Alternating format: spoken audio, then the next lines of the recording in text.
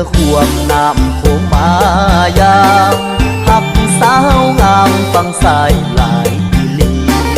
สาวเวียงจันทน์เจ้าพาไอละไปเที่ยวหลายที่ไปกราบประทานหลวงกับพี่ขอพรน้องพี่ให้รักกันยืนนานเห็นเบิ่งบ้านแล้วอยากเป็นเค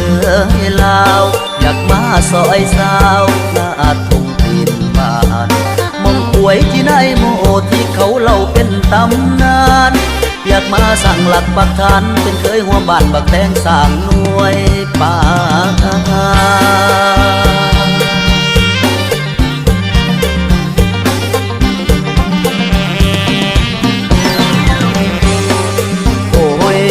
น้ำใจของไอ้ตรงหักสาวเล้าผู้ผิวเกี่ยงไปลายลานางเอ้ยเป็นจังหุ่นบางไอ้เป็นสาวน้อย